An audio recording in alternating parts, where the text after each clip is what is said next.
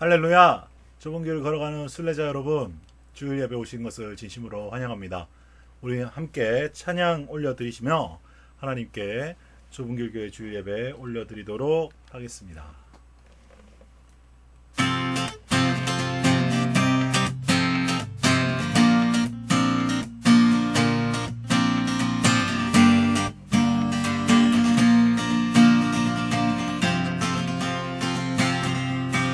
어떤 말로도 모두 다 말할 수 없네. 내게 차고 넘치게 채워주시는 은혜. 무슨 노래로 이것을 모두 말할까. 멈추지 않으시는 나를 향하신 사랑. 어떤 말로도 모두 다 말할 수 없네. 내게 차고 넘치게 채워주시는 은혜. 무슨 노래로 이것을 모두 말할까.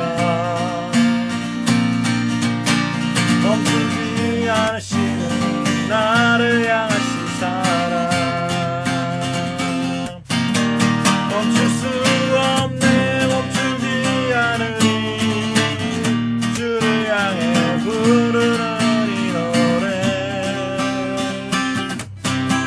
감이 없네. 끝나지 않으니 우리 향해 넘치는 그 사랑. 정말로도 모두 다 말할 수 없네. 내가 차고 넘치게 채워주시는 은혜. 무슨 노래로 이것을 모두 말할까. 멈추지 않으시는 나를 향하신 사랑.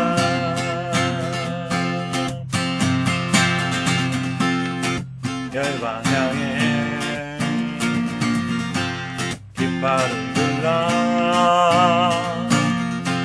고란의 구원이 만해.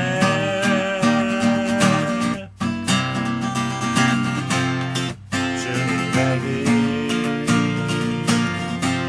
너의 빛나라. 영광의 왕복 오시리라. 십자가 높이 들리신 주 예수. 열방의 소망. 십자가 높이 들어라. 열방이 주님을 볼 수 있도록. 열방향에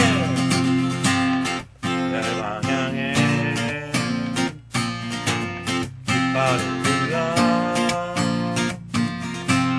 고란의 구원이 만해.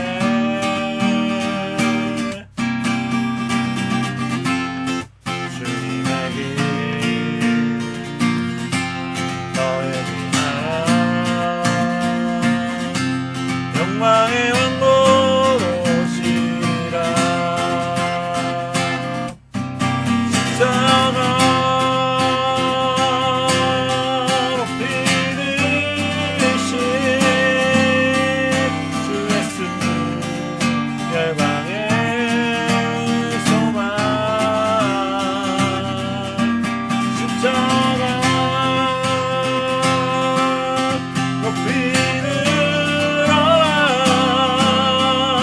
열방이 주님을 볼 수 있도록. 열방이 주님을 볼 수 있도록.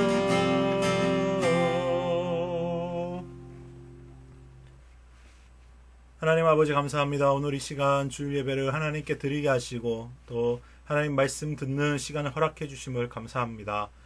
하나님, 이 말씀이 우리의 삶의 이정표가 되게 하시고 한 주를 살아갈 힘이 되게 하시고 은혜가 되게 하시고 양식이 되게 하여 주시옵소서. 또 주님 앞에 나아올 때 한 주간 하나님 뜻대로 살지 못한 부분들이 있다면 이 시간 영원한 속죄 반석이신 예수 그리스도의 이름 의지하오며 우리의 암담한 현실과 은밀한 죄악을 있는 그대로 예수님께 아뢰며 나아가오니 십자가의 보혈로서 우리를 정결케 하여 주시옵고 우리가 하나님의 뜻대로 살아갈 수 있도록 은혜 베풀어 주시옵소서. 감사 찬양 드리며 예수님의 이름으로 기도드리옵나이다. 아멘. 오늘 우리에게 주시는 하나님의 말씀은 마가복음 12장 18절부터 27절까지의 말씀입니다. 이제 마가복음 12장 18절부터 27절까지의 말씀을 봉독해 드리도록 하겠습니다. 부활이 없다 하는 사두개인들이 예수께 와서 물어 이르되 선생님이여, 모세가 우리에게 써주기를 어떤 사람의 형이 자식이 없이 아내를 두고 죽으면 그 동생이 그 아내를 취하여 형을 위하여 상속자를 세울지니라 하였나이다.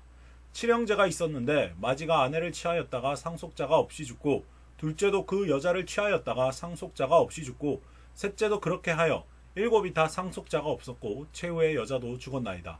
일곱 사람이 다 그를 아내로 취하였으니 부활 때 곧 그들이 살아날 때에 그 중에 누구의 아내가 되리이까? 예수께서 이르시되 너희가 성경도 하나님의 능력도 알지 못함으로 오해함이 아니냐? 사람이 죽은 자 가운데서 살아날 때에는 장가도 아니가고 시집도 아니가고 하늘에 있는 천사들과 같으니라. 죽은 자가 살아난다는 것을 말할진대 너희가 모세의 책 중 가시떨기에 관한 글에 하나님께서 모세에게 이르시되 나는 아브라함의 하나님이요 이삭의 하나님이요 야곱의 하나님이로다 하신 말씀을 읽어보지 못하였느냐? 하나님은 죽은 자의 하나님이 아니요 산 자의 하나님이시라. 너희가 크게 오해하였도다 하시니라. 아멘. 오늘 본문의 말씀을 통해서 하나님에 대한 오해라는 제목으로 하나님 말씀 전하도록 하겠습니다. 자, 오늘 본문은 사두개인의 부활 논쟁으로 흔히 알려진 본문입니다. 여러분 내용 잘 알고 계시죠?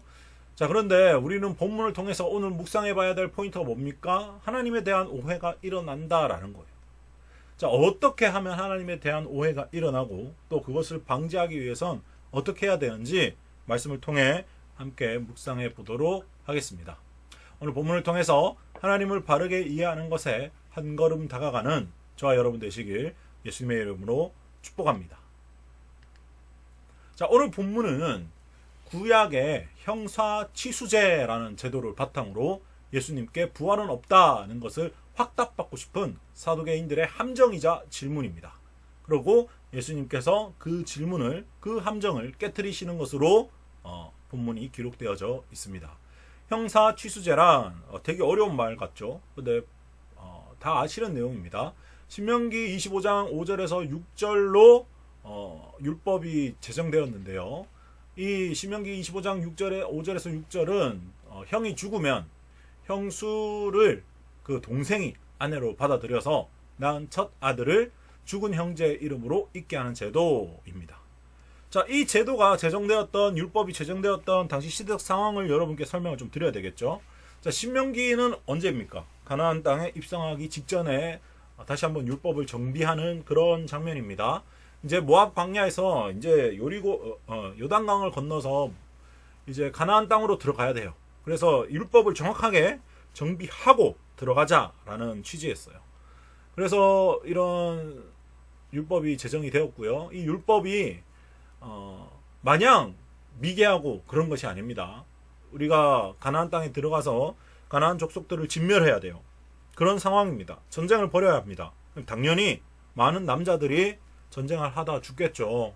그러면 전쟁을 하다 죽어도 이기긴 이길 겁니다. 왜? 하나님께서 싸워주시니까요. 승리는 보장되어 있지만 전투 중에 죽음은 어떻게 할 방법이 없는 거예요. 그래서 이겨서 땅을 정복했는데 그 땅을, 기업을 이어받을 만한 자가 없는 거예요. 왜? 남편이 죽었으니까요. 당시 율법에 여자들은 땅을 기업으로 받지 못하게 되어 있었기 때문입니다. 그래서 그 형수를 동생이 아내로 받아들여 낳은 첫 아들만 죽은 형제 이름으로 등록을 하게 돼요. 그래서 그 아들을 통해서 기업을 이어갑니다. 이게 바로 기업 무를자라는 제도예요. 이 제도를 통해서 누가 오셨어요?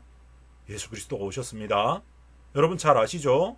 구약에 보아스와 룻을 통해서 우리가 잘 알고 있습니다.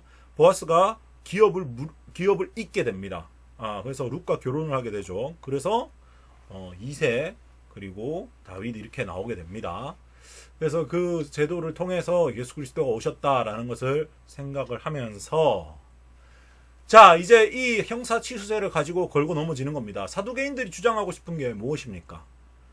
7명이나 다 아내로 받아들였는데 부활하고 나면 누가 진짜 남편이고 진짜 아내입니까? 이렇게 되는 거죠. 궤변이에요. 궤변. 어떻게 해서든 함정을 파고 곤란한 대답인데 내가 모르겠다라고 대답할 거를 노리고 하는 질문입니다. 왜 그렇습니까? 그들은 철저한 현실주의자들로서 영적인 존재나 천사, 부활에 대해서 믿지 않았어요.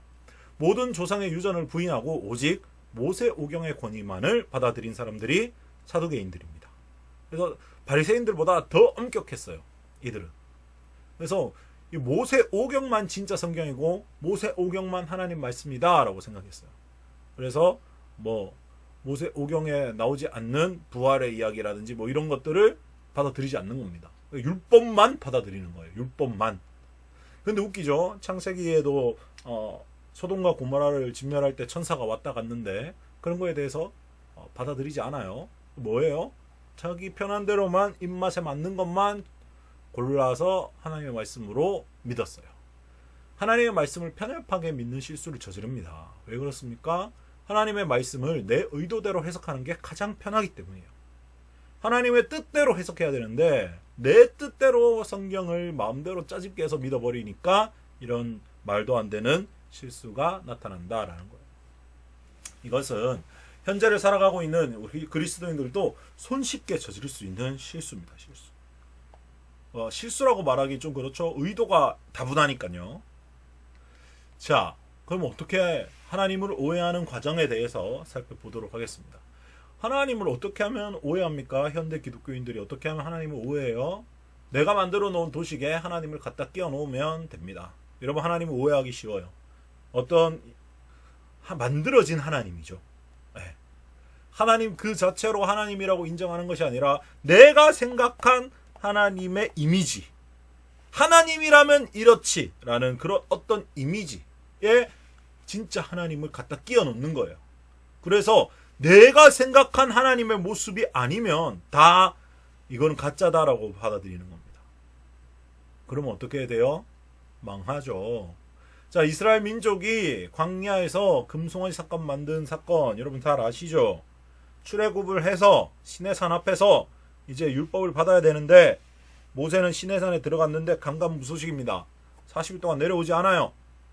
전화도 없고 어떻게 연락할 방법도 없습니다. 모세는 죽었나 보다 하고 우리를 인도할 신을 만들자 해서 만든 게 금송아지죠. 자, 이스라엘 민족이 이 금송아지를 우상이라고 생각하고 만들었을까요? 아니요. 이들은 진짜 금송아지가 하나님이라고 생각하고 만든 거예요. 내가 만들어 놓은 하나님이죠. 내가 만들어 놓은 하나님의 이미지입니다. 이렇게 되면 어떻게 됩니까? 다 망하게 돼 있어요. 또 하나님을 오해하는 이유 두 번째, 1번에서 파생된 거예요. 믿음이 아니라 환경을 바라본다. 믿음을 바라봐야 되고 하나님을 바라봐야 되는데 내 앞에 주어진 환경을 바라보니까 하나님을 오해한다라는 거예요. 보이지 않는 하나님의 일하심을 보지 못하고 눈앞에 보이는 현상에만 집중하면 어떻게 됩니까? 하나님이 어떻게 나한테 이럴 수가 있어. 그리고 낙심하고 떠나갑니다. 뭡니까? 내가 만들어 놓은 하나님의 도식에 하나님이 맞지 않거든요. 하나님 사랑의 하나님이라고 하면서 어떻게 내 삶이 이렇습니까? 나에게 어떻게 이렇게 시련을 주십니까? 라고 이야기하는 거예요. 믿음이 아니고 환경을 보는 겁니다. 이러면 하나님을 오해할 수밖에 없다라는 거예요. 결론은 뭡니까? 결국 하나님이 주인이 아니에요. 그렇게 이야기하는 사람들은 내가 주인이에요. 내 삶이 어떻게 진행되느냐, 내가 어떤 이득을 얻느냐, 내가 삶이 어떻게 풀리느냐, 내가 잘 되고 내가 잘 살고 하는 것에 초점이 맞춰져 있기 때문에 하나님 어떻게 나한테 이렇게 하십니까? 라고 말하는 거예요. 내가 주인이기 때문에. 하나님이 내 삶을 잘 이끌어 가줘야 되는 어떤 서포터 정도로 인식하는 거죠. 하나님이 주인이 아니라. 하나님이 주인이면 내 삶이 어떻게 흘러가든 하나님한테 뭐로 따질 수가 없어요. 하나님 건데 뭘 따져요, 따지긴. 하나님 거잖아요. 하나님 마음대로 쓰시는 건데. 근데 거기다 대고 내가 어쩌고 저쩌고 왜 이런 일이 나한테 일어났고 뭡니까? 하나님을 주인으로 인정하지 않는 거예요. 내가 주인된 삶으로 철저하게 옛사람으로 신앙생활을 하는 사람들입니다. 자, 하나님이 주인인 삶의 고백은 뭡니까? 욥기 1장 21절 이르되 내가 모태에서 알몸으로 나왔사온즉 또한 알몸이 그리로 돌아가올지라 주시니도 여호와시오 거두시니도 여호와시오니 여호와의 이름이 찬송을 받으실지니이다 하고. 어떤 상황입니까? 아들들 딸들 다 죽었습니다. 재산 있는 것 다 뺏겼습니다.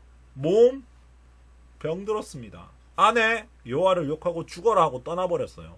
이 상황에 하는 고백이 뭐라고요? 내가 모태에서 알몸으로 나왔사온즉 또한 알몸이 그리로 돌아가올지라 주시니도 여호와시오 거두시니도 여호와시오니 여호와의 이름을 찬송을 받으실지니이다. 이거예요. 하나님이 주인인 삶. 하나님 거잖아요. 그렇지 않으면 오해하게 돼 있습니다. 하나님 내 마음대로 바꾸어 버릴 수 있어요. 자, 그렇다면 이제 어떻게 해야 될까요? 하나님 어떻게 하면 오해하지 않을까요? 네, 앞에 거 반대로 하면 됩니다. 첫째로 하나님을 제한하지 않는 겁니다. 하나님을 내가 만들어 놓은 도식에 끼워 맞추려고 하지 마세요. 하나님을 내 마음대로 조종하려고 하지 마십시오. 하나님을 쥐고 흔들려고 하지 마십시오.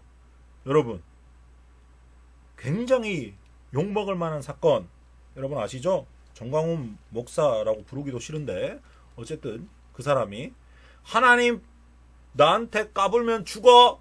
하나님 나한테 까불면 죽어. 뭡니까 이거? 내 마음대로 하겠다라는 거죠. 네. 내가 주인인 삶이에요. 하나님을 제한하지 마십시오. 하나님에게 대한 어떤 모든 사역을 다 열어놓으십시오. 하나님께서 내 삶을 100% 인도하시도록 다 열어놓으세요. 그래야 하나님께서 일하시는 겁니다. 하나님께서 내 삶을 어디로 인도하시든지 나는 그 길 가겠습니다 하는 게 그리스도인이에요. 그게 제자죠. 제자는 스승의 길을 따르는 게 제자라니까요.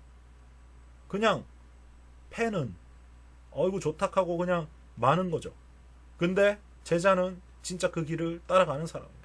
하나님 가라는 대로, 하나님 이끄시는 대로 하나님을 제한하지 않고 모든 가능성을 열어두는 겁니다. 두 번째, 믿음의 눈으로 바라보십시오. 내 삶의 환경은 어려울 수 있어요. 누구나 삶의 문제는 다 있습니다. 저도 그렇고 여러분도 그럴 겁니다. 삶에 문제 없는 사람이 어디 있습니까? 그러나 그 문제 넘어서 그 문제 너머에 일하시는 하나님을 믿음의 눈으로 바라보는 겁니다. 하나님께서 나를 위해서 일하고 계시다라는 믿음이 있다면 지금 겪는 고난 하나님께 드릴 수 있어요. 암담한 현실 있는 그대로 하나님께 드리십시오. 하나님이 선으로 바꾸어 주실 줄로 믿습니다. 이게 바로 믿음의 눈이에요. 하나님께 시선을 고정하는 것. 내 어떤 환경을 바라보면 빠질 수밖에 없어요. 베드로가 예수님 보고 물 위를 걷다가 파도 치는 거 보니까 어떻게 돼요? 빠지는 겁니다. 예수님만 바라봤을 땐 빠지지 않았어요. 예수님만 바라보는 겁니다. 그게 그리스도인의 시선입니다. 자, 마지막 하나님께서 주인이심을 인정하고 받아들이는 겁니다. 토기장의 비유 여러분 잘 아실 겁니다. 뭡니까? 막 토기를 만들어요. 빚어내요. 그런데 남들이 보기에는 멀쩡한 것 같은데 장인이 보기에는 어떻습니까? 마음에 들지 않아요. 그러면 깨버리죠. 아우 그 독이 깨지 말고 그냥 나 주지라고 생각할 수도 있는데 깨버립니다. 왜요? 자기가 만들었으니까요. 물론 우리가 독이와 같은 존재는 아니죠. 하나님께서 자유의지를 주셨고 하나님께서 가장 사랑하는 모습으로 창조해 주셨죠. 그런데 본질은 다르지 않다라는 거예요. 하나님 거라는 거죠. 내 게 아니라 내 삶이지만 내가 살아가고 있지만 내가 주인된 삶이 아니라 예수님이 주인이라는 거죠. 그러면 예수님 하고 싶은 대로 하게 해드려야죠. 하나님 하고 싶은 대로 하게 해드려야죠. 주님의 뜻대로 살길 원합니다. 기도만 하는 게 아니라 진짜 그렇게 살아야 그리스도인이 된다라는 것입니다. 자, 오늘도 온전히 하나님의 말씀이 삶의 기준이 되어서 나의 경험과 상황을 뛰어넘는 믿음으로 살아가는 저와 여러분 되시길 예수님의 이름으로 축복합니다. 오늘 말씀을 기억하시면서 주 곁에 설 때까지 찬양 드리시며 준비하신 예물 하나님께 올려드리도록 하겠습니다.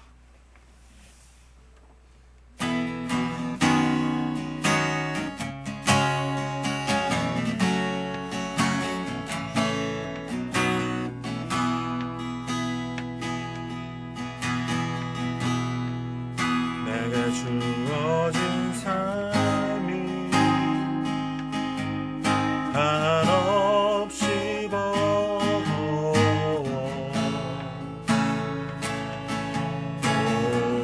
의심하며 마음 흔들려도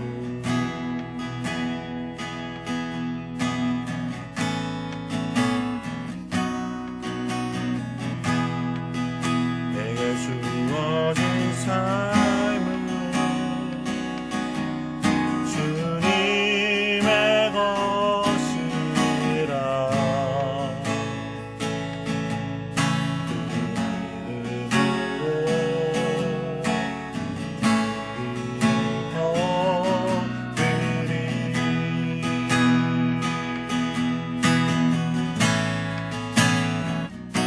그 나라 주가 맡기셨으니 주내 내 말씀한 대로 순종하며 세상이 주를 보게 하리. 그 나라 주가 맡기셨으니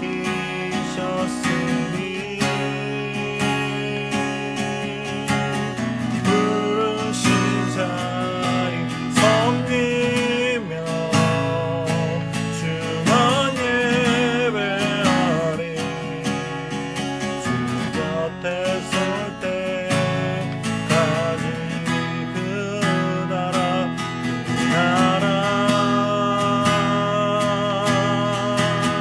주가 맡기셨으니 부르신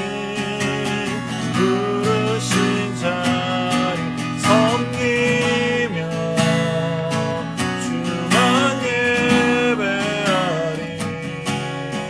주 곁에 설 때까지.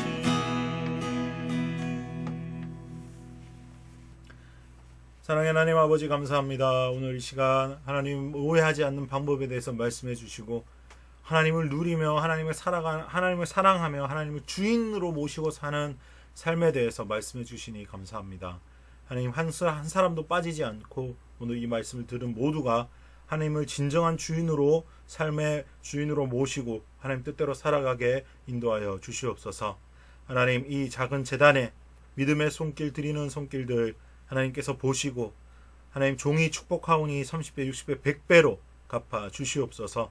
삶의 풍성한 열매를 맺으며 하나님을 누리는 삶으로 나아가게 인도하여 주시옵소서. 감사 찬양 드리며 예수님의 이름으로 축복하며 기도를 드리면서 이제는 우리 주 예수 그리스도의 무한하신 은혜와 하나님 아버지의 극진하신 사랑과 성령 하나님의 감화 감동 교통하심이 이제 하나님을 오해하지 아니하고 믿음으로 살아가며 하나님만 주인으로 모시고 살아가기로 하지만 모든 좁은 길을 걸어가는 순례자들 머리 위에 지금부터 영원히 함께 하시기를 간절히 축원하옵나이다. 아멘.